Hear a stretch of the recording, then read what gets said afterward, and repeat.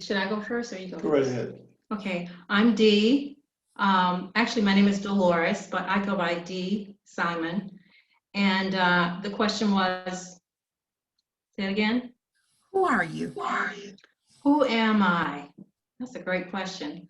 I'm a person who values close family relationships.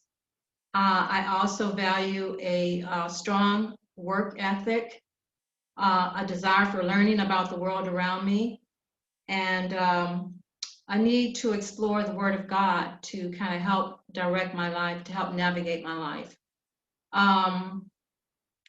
I am a retired teacher. We have together, we have 2 kids, a son and a daughter. And between the 2 of them, we have 4 grandkids. And we love spending time with them. We like to travel. I like to garden and hang out with my friends and get some exercise. So I guess that's who I am. Okay, I'm Lowry, Lowry Simon, and many of my friends call me Simon because it's a easy to remember name. And so who am I? I'm a guy who is fairly simple. I like organization. I like to be relaxed and comfortable. What do you like to do? I like to ride my bicycle, and I like to go for walks. And I'm especially glad to be able to hang out with my wife and my grandchildren and children during this this senior stage of life. I am a senior citizen. I'm proud and happy to be. And so I'm also retired. I spent many years in the telecommunications business, working as a communication analyst with telephone systems and local area networks and two-way radio systems. So I spent all of my life in the communications industry. I'm glad to be out of it because the product life cycle just became too quickly advancing, and so there was a time when I liked to bring work home and study at night, but then I got tired of that, so I'm happy to be retired. I'm a shepherd in our church, Suncoast Church of Christ in Lake Worth, Florida, and I'm happy to serve as an elder and shepherd there to the members of our congregation. Awesome. Awesome. I love how you all talked about some of the things that you value.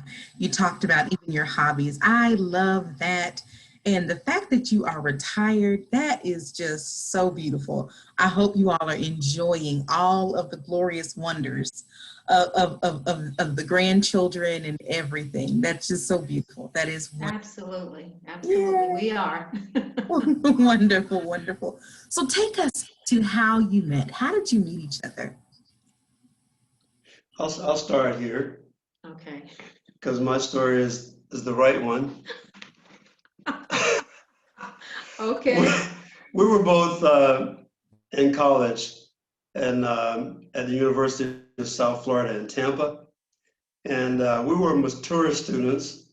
Most of the college students began at around 18 or 19 years old. We were in our early 20s.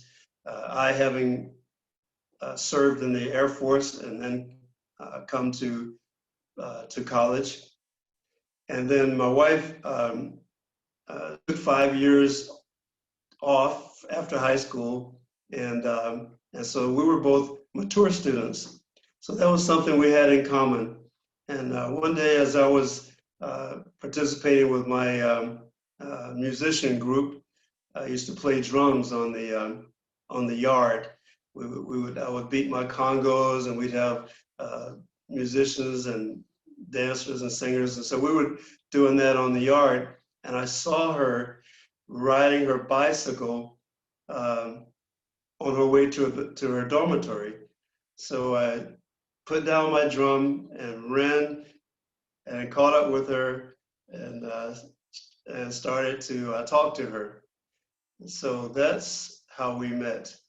Now, there is another story as well, and that story, it hasn't really been proved, but I did find out that she and I grew up about a mile from one another, and we didn't know each other.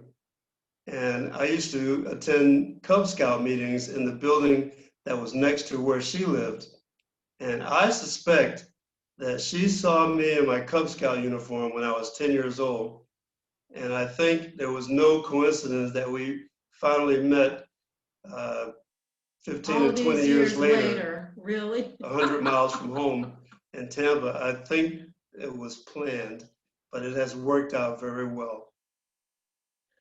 So in other words, Brother Simon, you're saying that Sister D saw you when you were 10 and was like, I've got to have him, and orchestrated something so that 20 years later, she would ride a bike while you were playing your drums. Right. That's Okay, if you want to believe that side of the right. story, you I can. believe that. It's just Sister D, do you have a version of the story too? Well, the initial story that he told, that's my version. That's kind of my version of it, okay? I'm just riding my bicycle. This is at University of South Florida in Tampa. I'm just going about my business on my way to my dorm, and this guy comes up running towards me. I'm like, who are you, dude? So anyway, I stop and we talk and find out that we're from Orlando. We grew up in Orlando, both of us. But he lived on one side of town and I lived on the other. And so we got to talk, and it was nice to hear that, here was somebody that grew up in the same city that I grew up in. So so that was interesting, and we kind of talked a little bit more. I think he asked me if I was dating, and I said, yeah, that I was. I did have somebody that I was seeing at the time. And so I think we might have, did we exchange numbers or anything like that? I don't recall, but I found out where you were and all of Yeah, that. so we did run into each other again at some point, and I had stopped dating the guy that I was dating, and we just kind of, from there, things just kind of, they kind of took off. Did you want to tell them about the story, our first date? Yes, we want to hear about this first date. Okay, you go. I was serious about dating. I was looking for a wife at that time because, as I said, I was in my 20s, and and I had just become a Christian maybe within the last couple of years. So I was serious about finding a wife. So on the first date, there was and there was a lot of talk on the radio and around campus about this big concert that was happening in town, and it was the Isley Brothers. But that was on the radio, so I asked my wife. I told her I would take her to a concert, and she assumed that we were going to the big concert downtown at the theater. But actually, we went to another concert, which was Andre Crouch and the Disciples. So they were really a hot Christian spiritual group at the time, and I was excited to be taking her to hear Andre Crouch. However, she was disappointed because she was More than disappointed. She was interested in the popular R&B group at the time, and her girlfriends back at the dormitory, they kind of made fun of me. They said, "Oh, he's so lame. He took you to church on a first date, and who does he think he is? Your father? Your daddy. Who does he think he is? Your dad?" So that was kind of a bust. However, her sister was also on the campus, and she spoke up for me and said, "Why don't you give him another chance? When's the last time a guy took you to church?" And so I'm forever grateful to her sister for giving me another opportunity. That was our first date. It was a good concert too. It was a good concert. I enjoyed it, but I was really looking forward to seeing Isley Brothers. I was a little disappointed. I can imagine. I can imagine. So you all, okay, so I'm hearing about Congo drums on campus. Yeah. I'm hearing the Isley Brother concert. Can you tell us what time period this was? This was in the mid 70s, Uh-huh. 74, 75. 75. Yeah, that time frame. Okay. Yeah, so we're dating ourselves. We're we're certainly seniors. I love it. I love it. Yep, it's so funny because my parents have a similar story of my dad fronting, talking about, let's go to I think it was either Isley Brothers or Earth, Wind, and Fire. And my mom was like, he didn't really seem like he goes to concerts like that. So my dad was really trying to look cool, but she was just like, I know, because he didn't seem to. So I think I would have been a little bit disappointed too if I were you, Sister D. I would have. So how did he rebound, Sister D? What happened other than your sister telling you give him another chance? What did you see in him that helped him rebound from this, the Andre Crouch disappointment concert? Well, he was interesting fellow. I liked talking to him, and we just kind of at some point we did meet and just started dating. So he was going to a church in Tampa. I think it was the 29th Street Church of Christ. He was going there, and he finally he invited me to come to church with him, and I did. We went to church, and we just started doing things together, as a couple. He would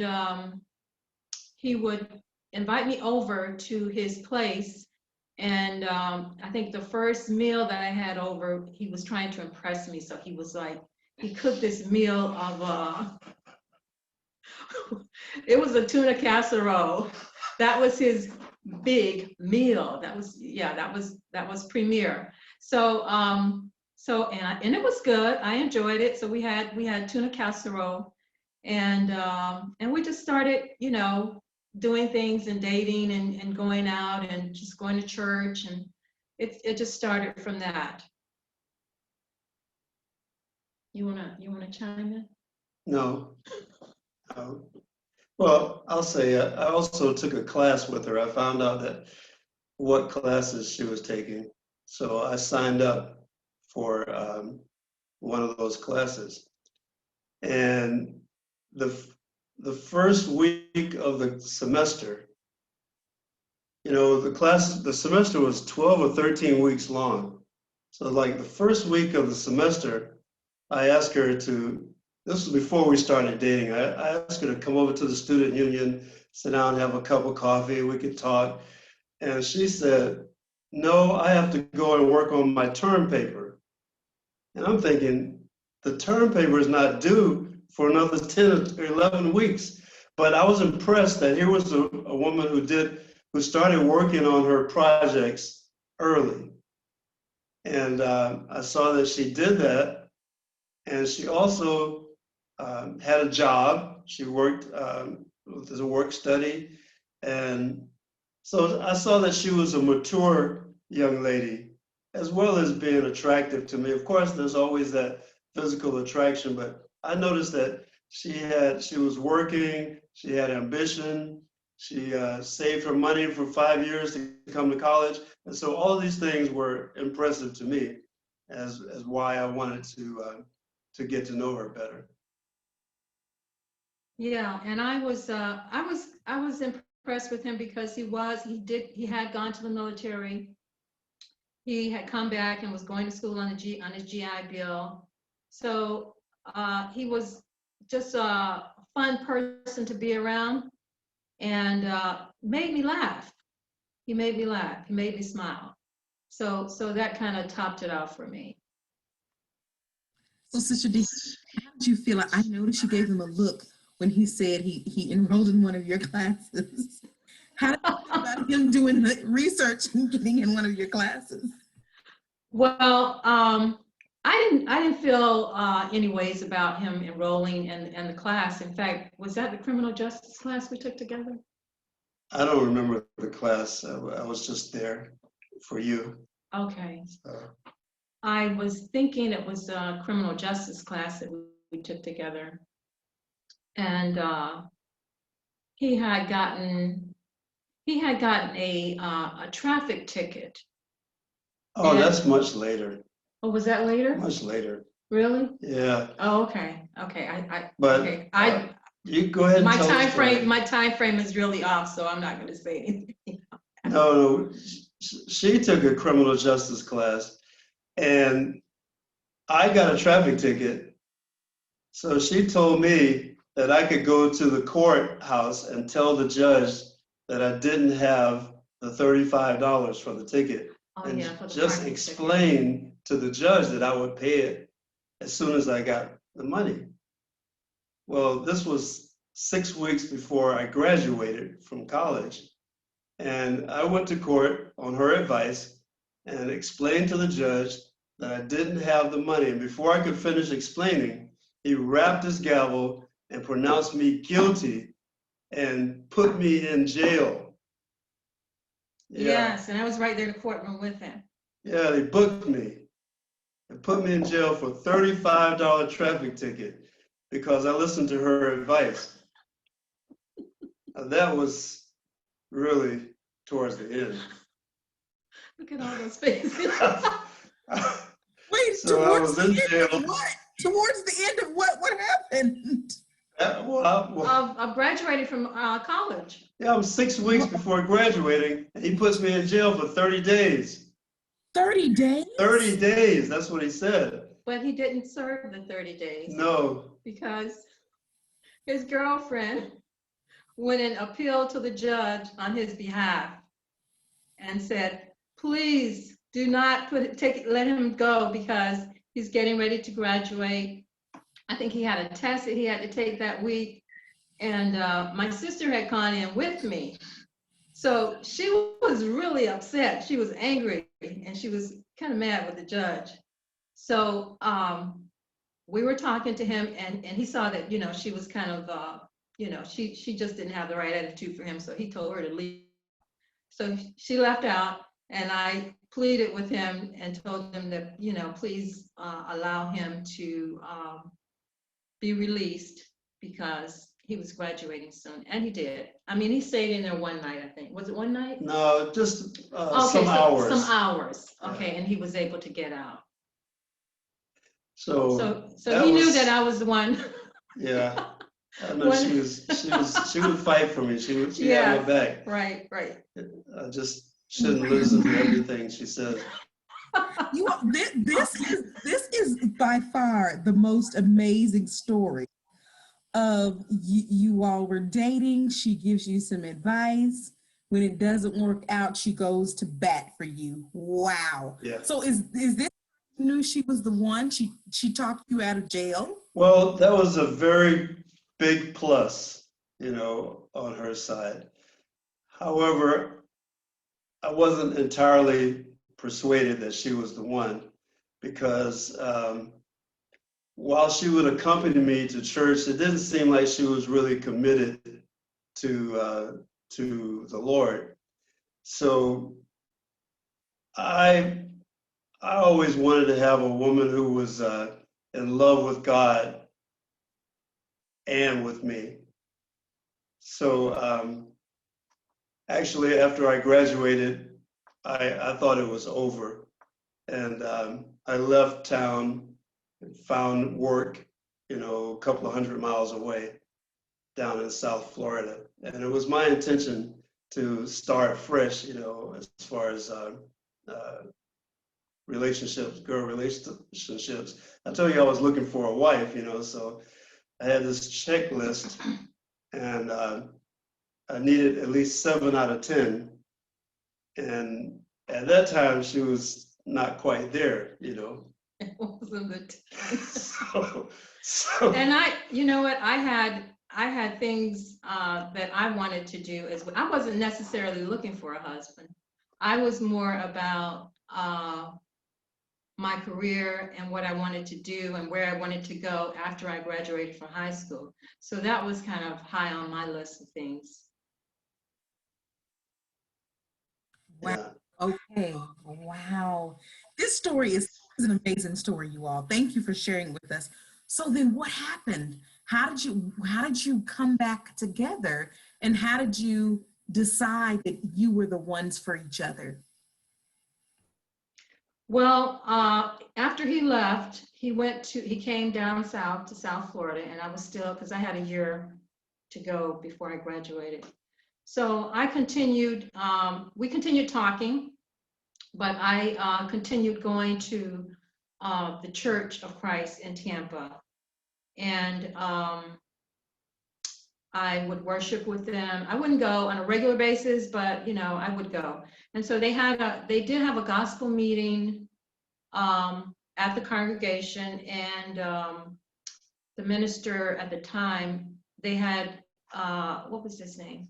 He was, I think he's passed now, but his name was Brother Wells. He was from the Harlem Church in New York. He came down and he did a gospel meeting. And so it was at that gospel meeting that I decided to give my life to Christ. And so that's when we kind of reconnected again. Well, she didn't tell the whole story. That I think she paid the preacher to No, contact me no. because I did not. received the phone call and he said, Simon, you know that girl you used to bring to church with you? He said, she's been faithful and she's been in attendance and she's a regular, and I think you should come and see about her. That's what the Those were preacher the told me. words? Okay. I think you should come and see about her. So I began commuting from Boca Raton to Tampa on the weekends, and I would stay in the house of one of the members of the church there, and I'd visit Dolores. I had a friend who was down here. He had a girlfriend that was in Tampa also. So we would hit the highway on the weekend and drive up there. So in a matter of a month or two, we were engaged, and that was good. Wow. Oh, wow, wow, wow. So you mentioned this checklist. So was it like, okay, she's now the perfect 10 because she's committed to the Lord? And for him, Sister D, what was it this time around that was like, okay, he's the one? Well, when I saw that he was serious about me becoming a part of the Lord's body, I knew that would be, an important thing for us to move forward. So because he had a job and because he was a part of the church, I have my thoughts, and I kind of reassessed, what I wanted to do, and talked to my friends, and thought that, well, it's a good idea. So let's just see where this goes. I think her checklist required a BMW. And, Well, yeah. and that's a black man working. So after I finished college and got a job, then, I satisfied her BMW requirement. That is so funny. You said a black man working BMW. I love that. That's so good. That's good stuff. Okay, I have a question. A lot of times we try to date outside of the church. Now, I know I've been guilty of dating someone who was not a member, but they felt pressured by me. So how did you all manage sort of allowing Sister D to make the decision on her own and not do it for you? Or how did you all manage that?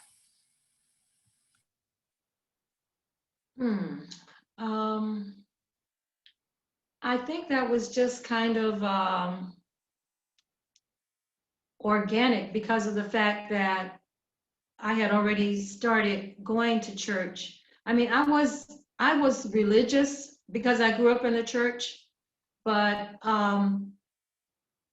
I wasn't really committed to any particular church. I mean, I grew up in the Pentecostal church, and I knew that I wasn't, really necessarily going to go back there.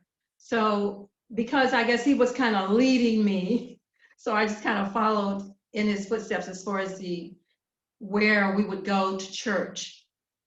And I had met the people, I got to know them, and they were good people. So it just happened. I guess the Lord just, gave us that way that we could be together. We were already I was already going to church, and so because of him, but I just kind of followed in the way that he was leading me. And perhaps God was leading me with that. I think the separation helped as well. After I was gone, and I think that's when she began to realize that this lifestyle or this commitment was something that she wanted for herself, not just because of me. Right. And I'll so agree with after that. we were separated and she continued on the path, that she was able to make a personal commitment. Beautiful. That is beautiful. Wow. So did you teach her the gospel when you were together, or did you let others teach her? Well, we had small group sessions, and they were social but also spiritual, and they were intended to disciple people. So that's where we had our spiritual discussions in the small group studies, and I still think those are good environment. It's not intimidating, and it's friendly and casual. So that's where we got the spiritual component. Mm-hmm. Yeah, it was a good experience with the small groups, and I would certainly recommend that for anyone really that's looking to know more about the Word of God. You can invite your friends to your friend's apartment, and they may be more willing to do that than come to your church building, because they might feel like that's too intimidating or too structured. But if you say, we have this small group of young adults and we meet on such and such a time, come and hang out with us. And that's what we did.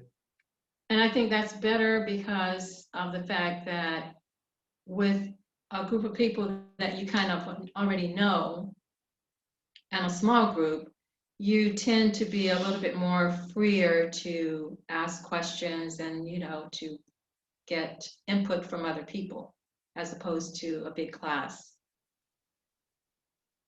Ooh, that's really, really good. I love that. Because you all just gave us a model for sharing the gospel, for discipling. So thank you all so much for that. And it worked. It worked. Yeah, it did. It did. That is wonderful. So let's fast forward a little bit. I want to just hear, I know that you said that you all are serving as a shepherding couple, like you as the elder and elder's wife. So how early on in your marriage, how did the church support you in your marriage? Whether the local church or the, broadly? Well, once we got married, we were attending the, what was the name of that congregation? 15th Street. 15th Street Church of Christ in Delray. And we were a young couple, and there were also other young couples that were, recently married. We had a really strong core group of young married couples that were at the congregation at that time. And there were also a large group of seasoned people that were married, that had been married for years, that were there. So for instance, Brother and Sister Williams was one of the couples, and they're still with us. They're still together. I think been married almost 50, maybe 60 years. But anyway, they just kind of shepherded us and kind of, they would invite us over, you know, for meals to their house and talk to us. And so they were really helpful in at least letting us see what a marriage should look like or should be. You want to add anything to that? Yeah, there was also, I want to step back a bit. When I first came to South Florida and attended this congregation, I was single. And as I mentioned, I was still interested in seeing other women. Well, the guys at the church, 3 older guys, they were probably 30, 20 years older than me. One of them invited me to come over to their house. This was a married couple. Come to the house, hang out, fall asleep on the sofa, watch TV, go to the fridge, do whatever you want. Just, you know, you can do this on Friday nights and Saturday nights. And so they kept me out of the street by hanging out at their house. And the other couple of guys got me a part-time job. Now, I was on my first professional job, but they also gave me a part-time job with them so that I could make a little extra money and stay out of the street, so to speak. So they were very instrumental in keeping me grounded even before we were married. And then because we were living, we were married in the Orlando area, Central Florida, but I was living in South Florida and she was living in Tampa. So it was like a triangle. We got married in Orlando and maybe 30 or 40 people from our congregation drove the distance to attend our wedding. And that was very impressive that we had all these people came from Tampa, where she was, and came from Delray Beach, where I was, to Orlando. And that just demonstrated the kind of commitment and support Yeah, that they would have. It was really there.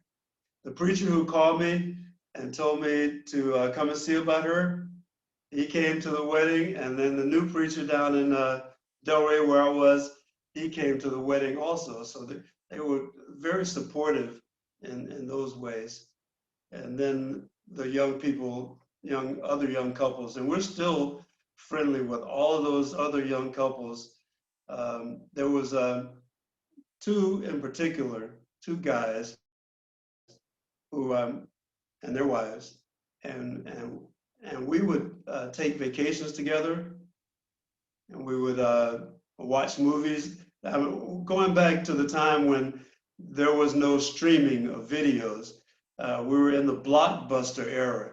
That is, you had to go somewhere and rent a video cassette and take it home. So we would go and watch Blockbuster movies at each other's homes, and we raised our kids together too. That's how the church supported us. That is so incredibly beautiful.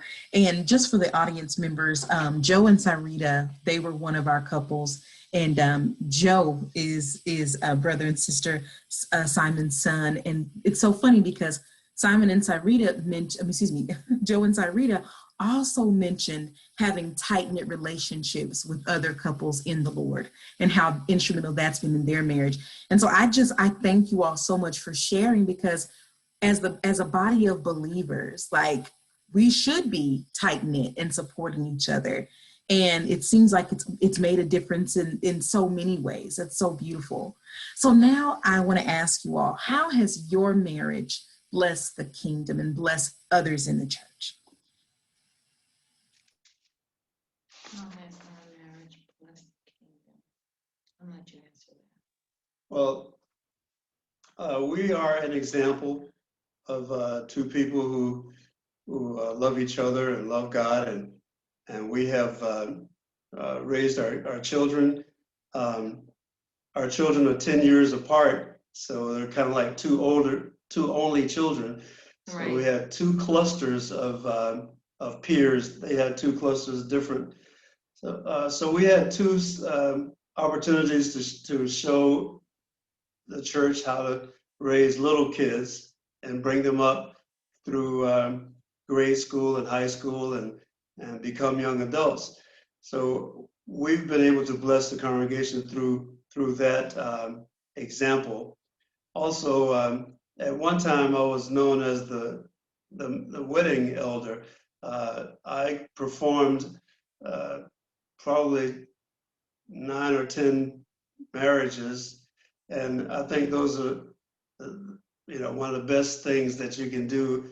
That's the most fun thing as a shepherd is performing marriage counseling, premarital counseling, and then helping people to decide whether it's a good match or not, and then seeing it all the way through.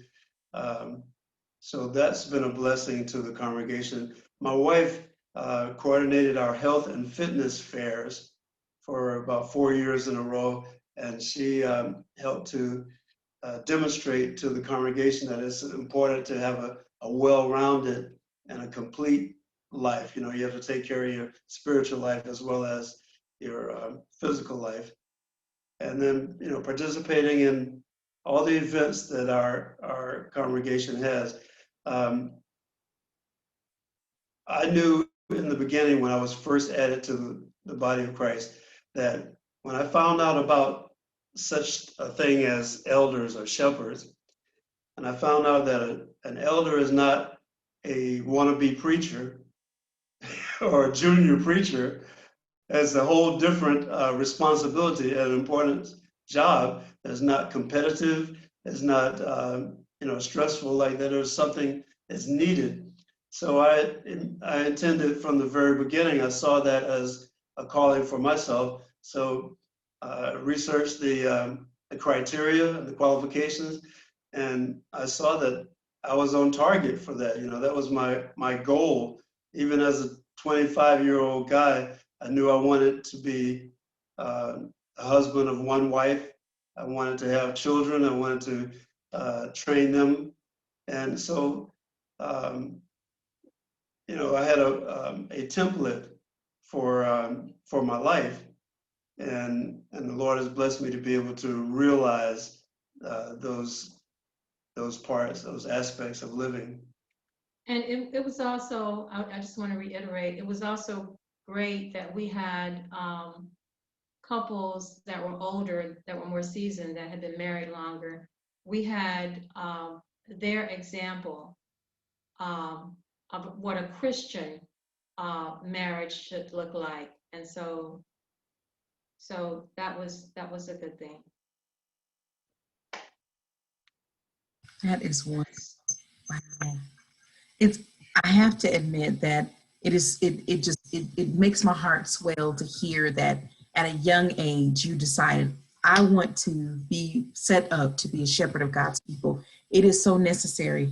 It is so necessary in congregations that have elders and deacons to shepherd. It's just so much more enriched.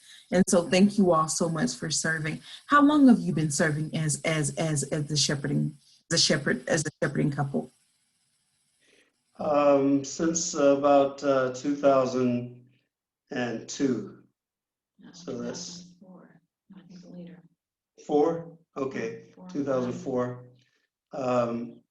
So that's almost that's 15 years, 16 years, something like that. But I also want to say that as a child, I aspired to be a husband and a father. That's what I wanted to be. That was my definition of success.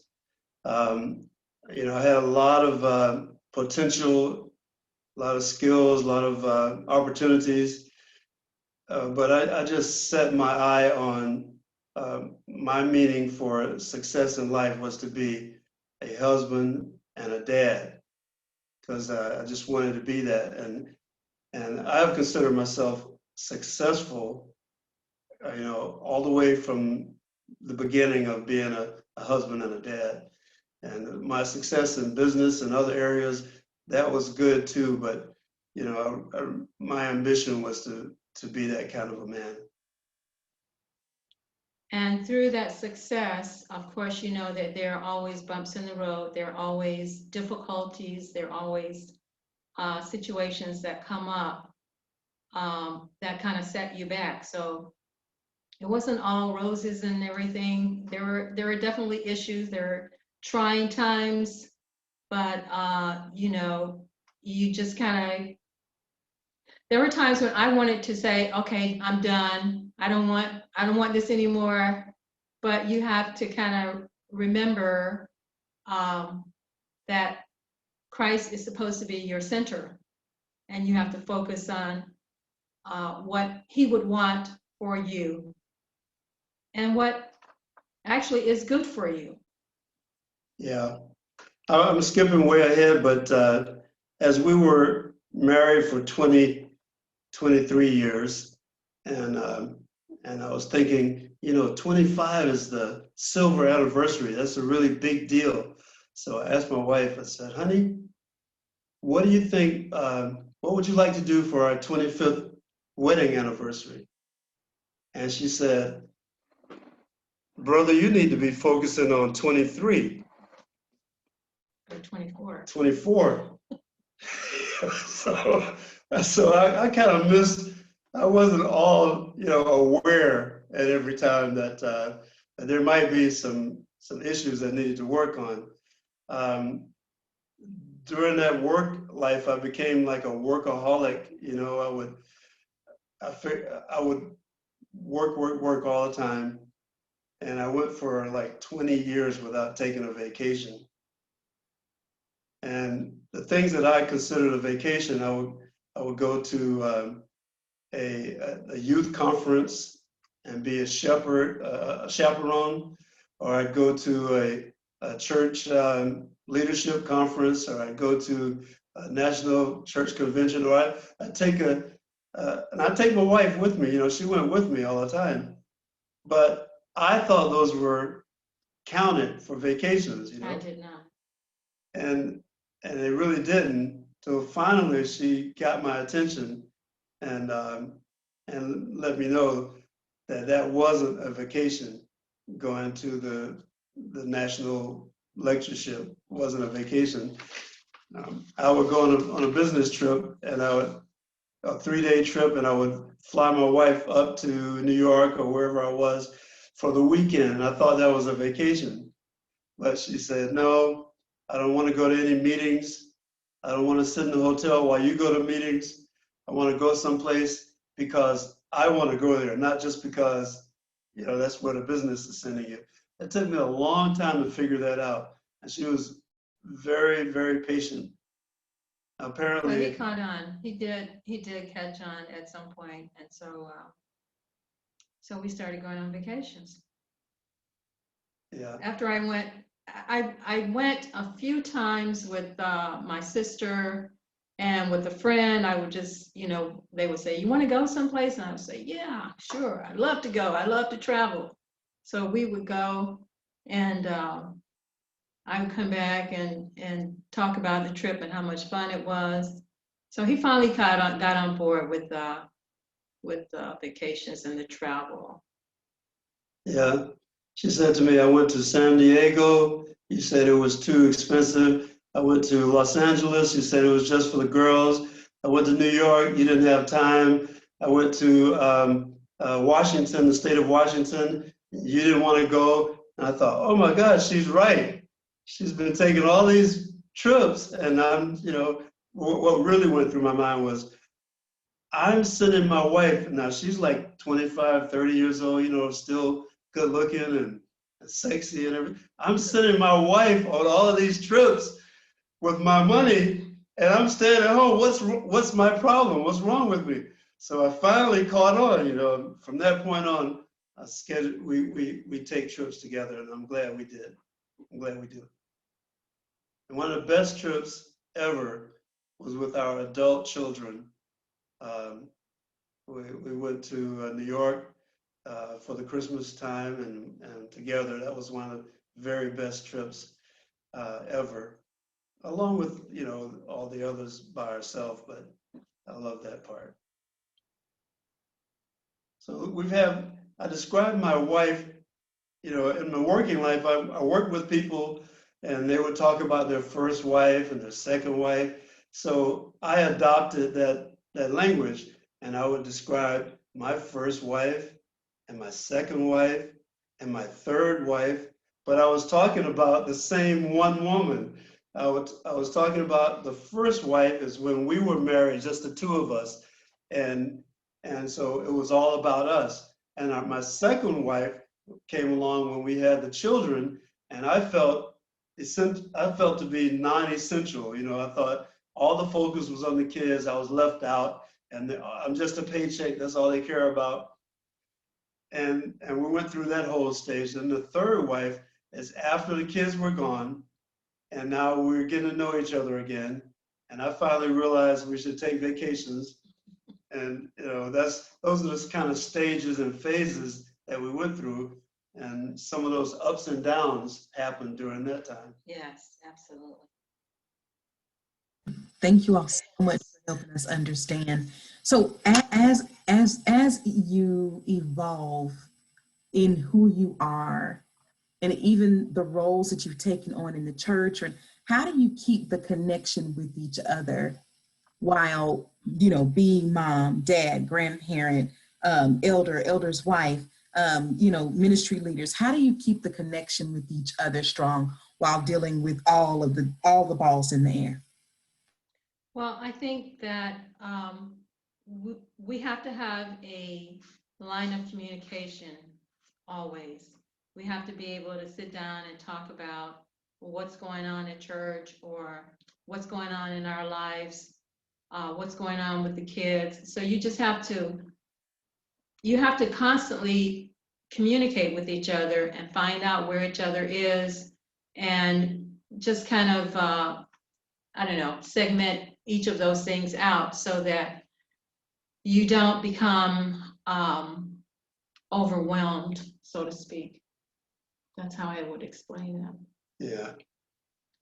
We had some financial issues along the way. Oh, yeah. And early on, I was confused. I thought it was my task, my job, my responsibility to pay all the bills. Now, I was providing, I had a good employment, but I'm really not good at, well, I should say she's better than I am at making the payments on time and arranging the financial affairs. But still, I thought it was my job to do it. So I kind of messed up the money because I didn't know how to do it. And then I would go to her to bail us out. So I've been out of debt at least 3 or 4 times. And then after we get out of debt, I'd go and get back into debt again. That was kind of how I messed it up. But she would get us out. And finally, after those 3 times, I finally realized as a team, we need to let the best person handle this task, whatever the task is. And that's such a simple concept, but it was hard for me to grasp it. You know, she'd get us out of debt, I'd take the reins again and mess things up again. So that open line of communication was not always there because I just had my own idea. Another thing was we would visit family, but I always wanted to visit my family for Christmas, for Thanksgiving. And so even though we grew up in the same town, I wanted to reserve Christmas Day for my mother, not even considering that she would want to have Christmas Day with her family. Now that's like something now when I look at it, I think, man, what a guy, you know, I don't like that when I see myself, but that's how it was. And she had to put up with that until I learned better. So that was something that early on was a problem. And when you ignore things like that for a long time, they fester and they can become, a challenge. But That's right. she managed it. Yeah, and I did have to, at some point, I mean, it was kind of bothering me, so I just had to speak up and say something. Um, and that, that happens in marriages, but that's why the communicating is just so important. Yeah, and Dolores she loves gardens. She likes to go to gardens. And in fact, we were even married in a garden, outside in a garden. But I still didn't get a clue. Even though we were married in a garden, I did not realize that my wife loves gardens. So it took me like about 20 years to figure that out, that she really loves gardens. Once I got it straight, I make certain that whenever we go somewhere, if we go to Canada or New York or Spain or wherever, Chicago, Philadelphia, wherever we go, I make sure to locate a garden, a botanical garden, so that we can spend one day holding hands and walking and looking at flowers. And then, she makes sure we find live jazz, because I like jazz music. So we'll have one night to listen to live jazz or a daytime, and one day to go to a garden, and all the other days are just One day to do water sports for yeah, you. got to jump in the water, and then everything else is gravy. But that's the communication piece of learning what your partner likes, and then being willing to like it also.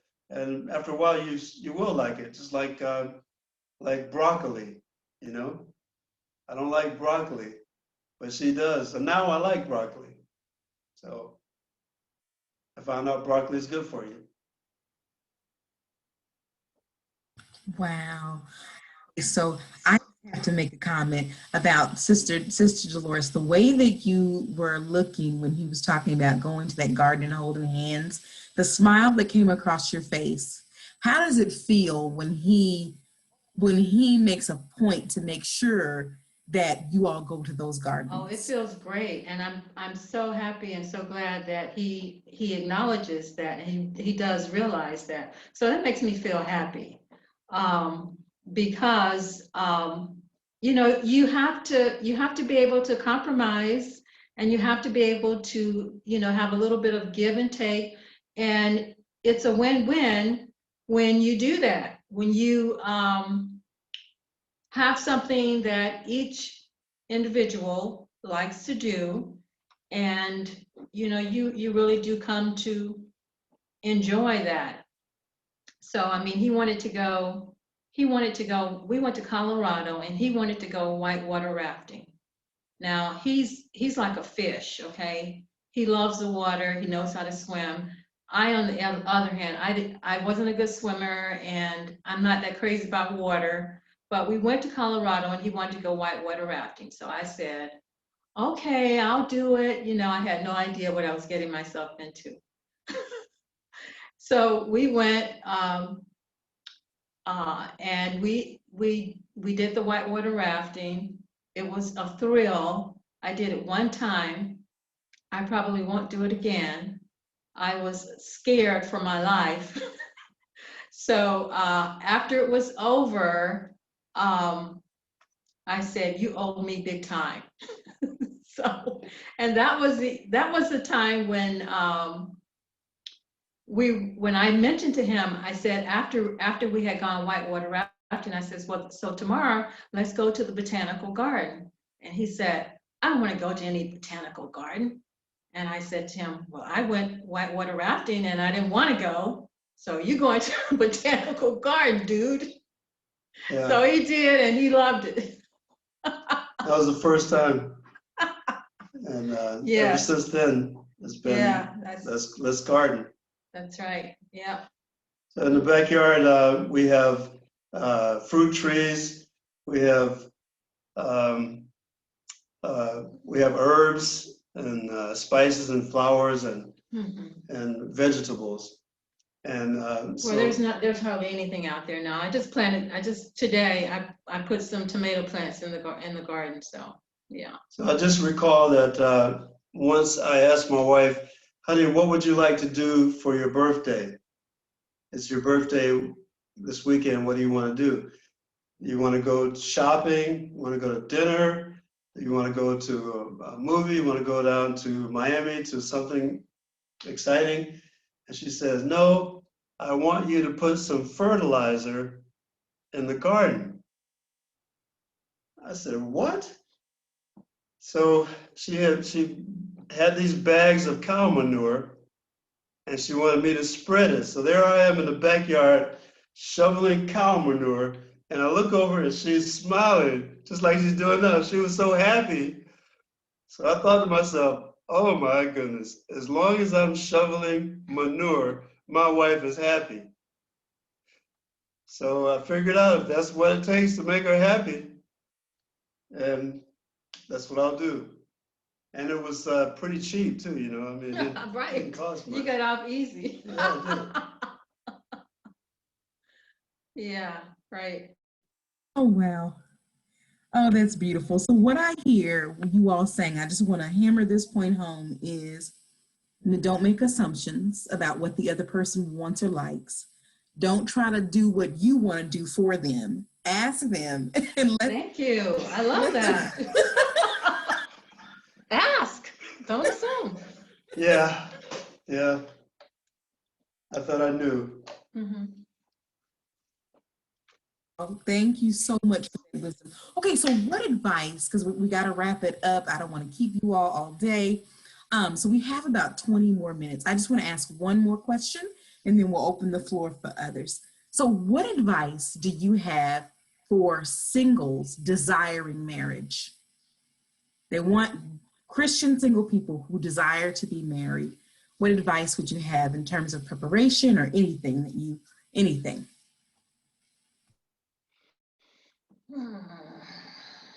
How did you go first? Well, I have a favorite word picture, and that is Okay. it's like a triangle, and I consider that a mountain. So you're climbing the mountain, going to the top of the mountain, and at the top, your destination is God. So I say, if you're climbing the mountain towards God, while you're climbing, if you look to the left or to the right and you see somebody else going the same direction that you're going in, then that's somebody who might be in your pool of potential partners. But along the way, if you see people going sideways or going down the mountain, they're not headed in the same direction as you. Your goals are not aligned. So that's not somebody that you would even consider being a partner with, no matter how lovely they may appear, how smart they may sound, how successful they might be. If they're not headed in the same direction as you, then they're just not in the pool. So, and it's a great big mountain. So you can look all around the world and look for people that are headed in your direction. That presupposes that you are heading up the mountain to begin with. So go on your journey, look for people that's going in the same direction, and then consider them as part of your potential pool. That's what I tell people all the time, and I do considerable amount of counseling with young people, and that's what I tell them, even my grandchildren. That's good.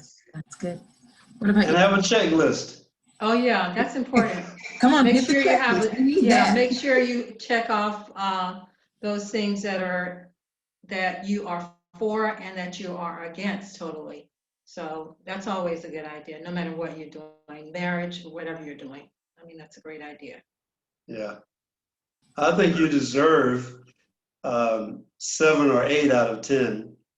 So like in choosing a job, if you get 7 or 8 things that you need out of work, then that's pretty darn good. Very seldom does anybody get 10 out of 10 on their job, or else they wouldn't call it work.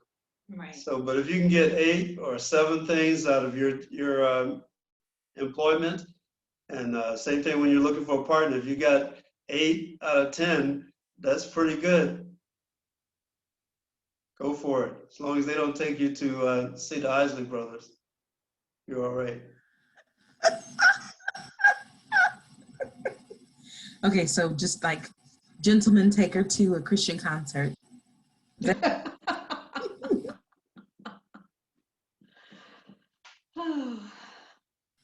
All right. We're gonna go ahead and open up the floor. We've got about 20 minutes, and you all have been just wonderful. I have truly, truly enjoyed you all today.